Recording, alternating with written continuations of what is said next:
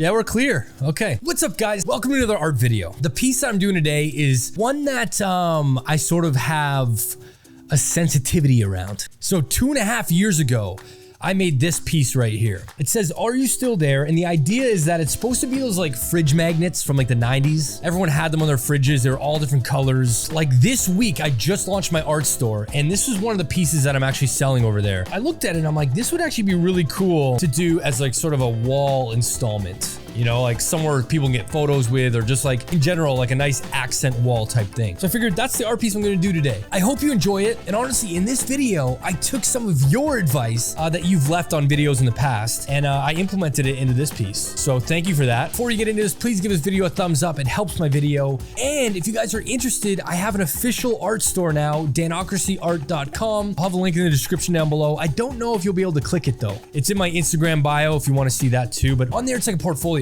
I've got all my past resin sculptures, I've got all of my like art like this, and I've got a store as well. So enjoy this art video, and I'll see you guys at the end to explain more in depth what the meaning is.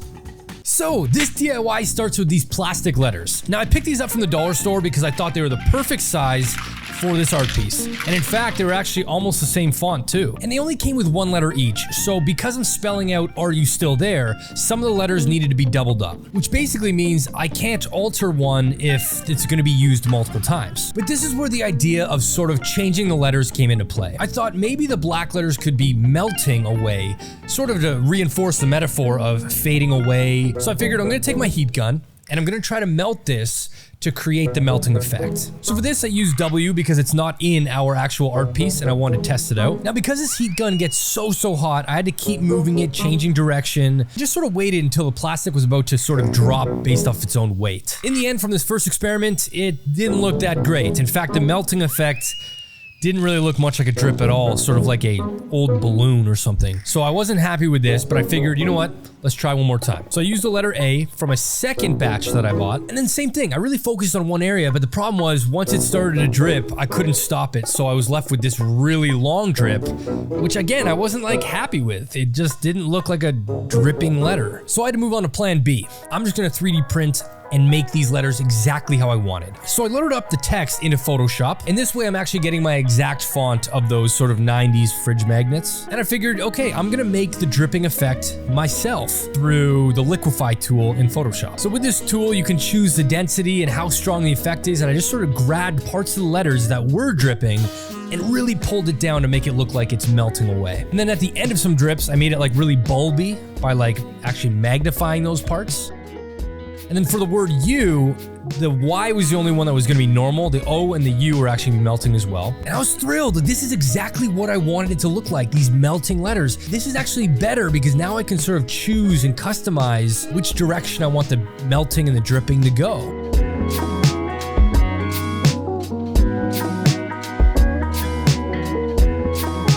Once I was happy with all my melting letters, I had to turn these into SVG files. Now I know you're thinking, I have no idea what that means. Basically, if I need to turn these into 3D objects, the 3D software needs to be able to read it. So I imported all of my letters from Photoshop into Adobe Illustrator, converted it to SVG files, loaded it into our 3D software, extruded it, hopefully you guys still follow me here, and now we've got our 3D letters. This is the basic method on if you want to make anything 3D. I then exported that as an STL file, which is what 3D softwares will read, and then I airdropped it over to my iPad, where I've got a sculpting software on there. Now I went in with a sculpting brush and I softened all the edges, so it really looked like those fridge magnets, and I really softened the drips as well to make it look a little bit more slimy. You'll see here on the E, it went from this hard-edged thing to very soft edges, same with the question mark.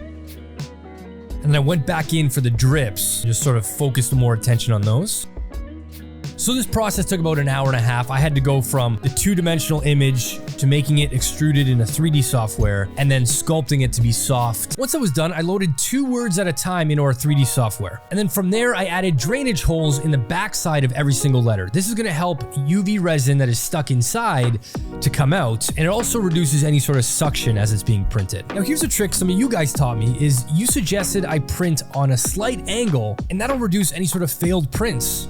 So I went ahead and tried it. I tilted all the letters slightly up a bit, saved it to a USB stick, tossed it into our 3D printer, and then loaded in some resin. So in this bottle, I had some beige mud resin left over. This is about half a bottle, but thankfully I had about 3 other bottles in stock that I just topped up the vat with.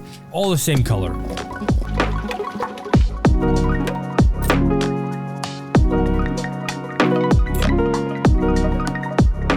Once that was done, I started up the print. Oh, I love that so much. I just love seeing the build plate get covered.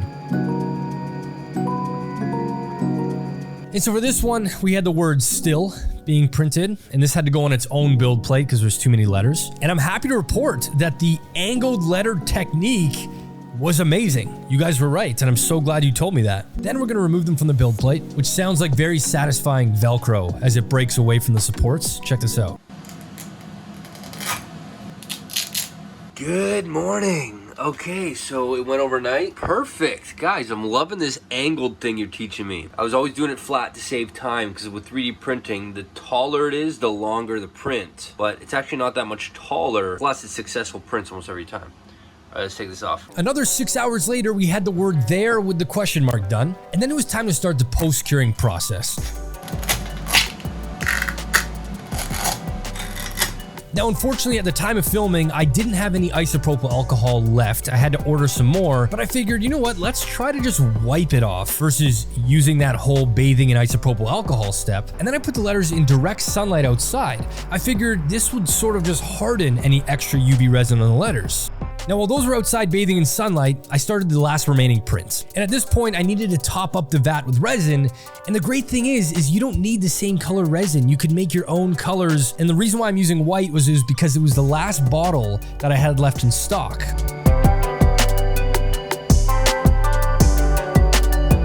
I feel like I work at a barbecue joint. Seriously. I got Budweiser red and white, putting on my gloves.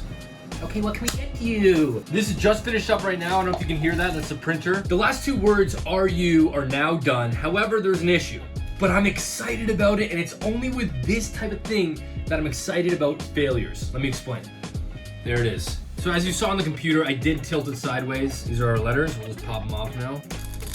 I want to show you. So there was a layer shift right here. Some of the other letters were affected, but the front-facing portion of these letters are completely fine, which means this was not a failure. It's just a little blemish. Now, the reason why I like when failures happen, only in this sense, of course, this teaches you how to actually get better at this. The only reason why I have a layer shift, I hit pause on the print, I loaded in new resin, and I knew that was gonna happen. It's completely fine. I just need to fill that crack in.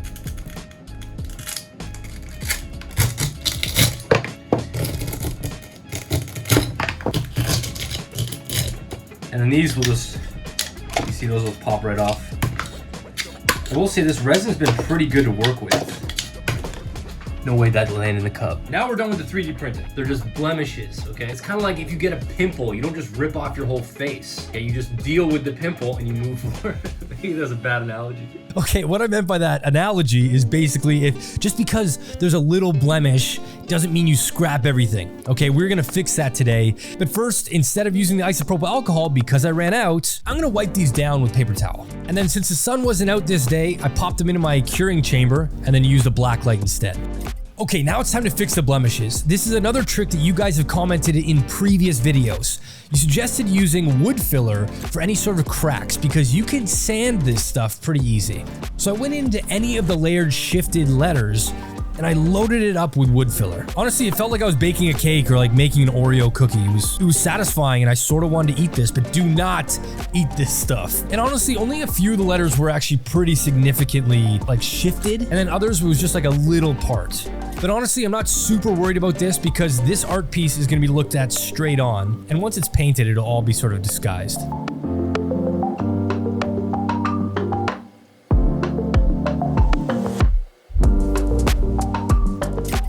Morning. Okay, I don't know what day of the DIY this is. It's been about a week since I started it. It's raining. I'm about to do some spray painting and I didn't want to like ruin any other shirts. I have to go all the way to my parents' place to look after their cats. I literally scoop up their shit because they're traveling. They look after Charlie, so it's like I owe it back to them. But I'm gonna drive all the way out there and I figure, you know what, I have an outdoor space there, but like the backyard, I'm gonna do all the spray painting there. We got a lot to do and we're gonna try and get it all done today. Sure.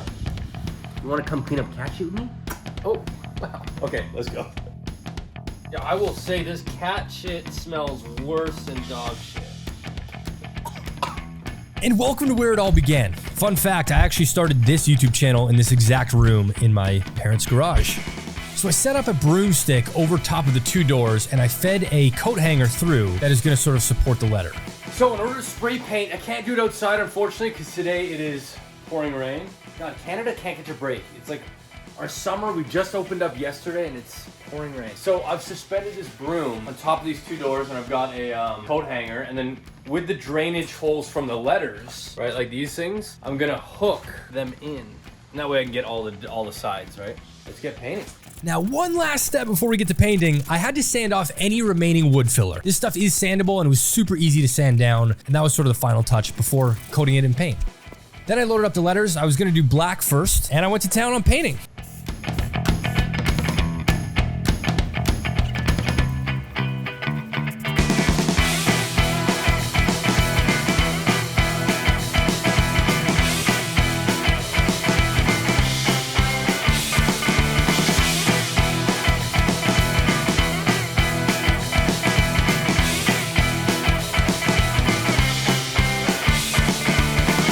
Once all the black dripping letters were painted, from removing them off the hanger, I sort of dinged them up with my gloves. So I went back and I did one final coat altogether. Then I moved on to the colored letters.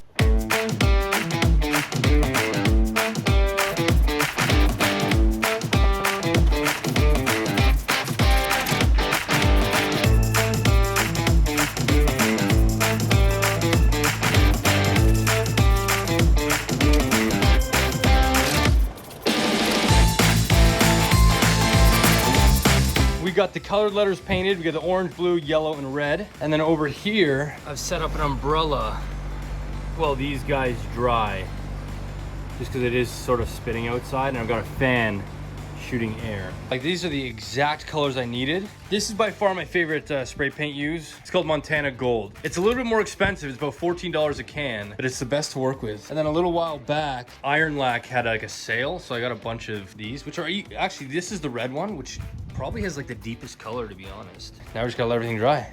And drying is what they didn't do. I left these letters overnight and partway through the next day, and they just wouldn't cure. The letters were still sticky, the paint was still wet, it just would not bond to the letters. My thinking is, since I didn't do the isopropyl alcohol method, I didn't fully clean them of any uncured resin. And because of that, the paint wouldn't actually cure. So letter by letter, I loaded them into my ultrasonic cleaner, popped it on for 4 minutes. When the ultrasonic cleaner is on, it vibrates super quick and just basically scrubs anything that's inside of it. And what it's doing now is just getting underneath all of that paint and getting rid of any uncured resin.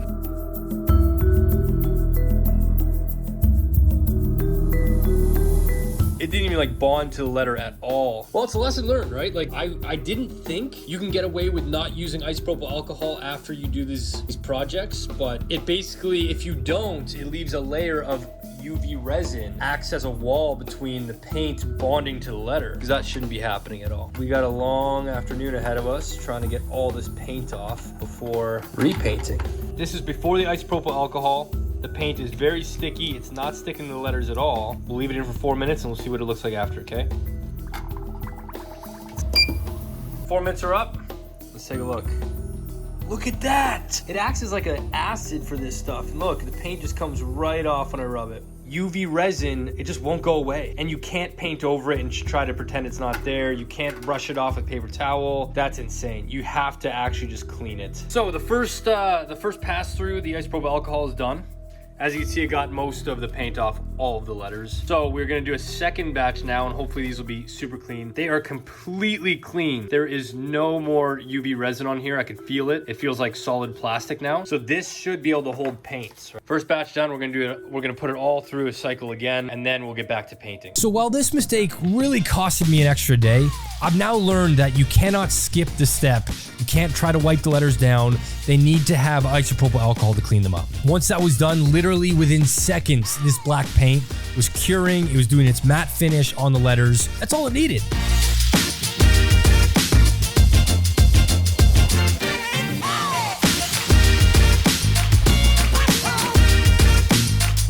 And just like that, the piece was done. Now let me show you how I'm gonna display this. I'm using a piece of foam core to display this piece, and I'm using these double-sided stickies for these letters. I stick it to the back, peel off the other side, and then I place it on the foam core. And then I basically just repeated this process over and over again, but any letter that was black or dripping, I sort of made it tilted or slightly falling just to play into what the message of this piece is. And just like that, I brought a two-dimensional piece of art I made 2 years ago to life. Now let me give you more details to what it means.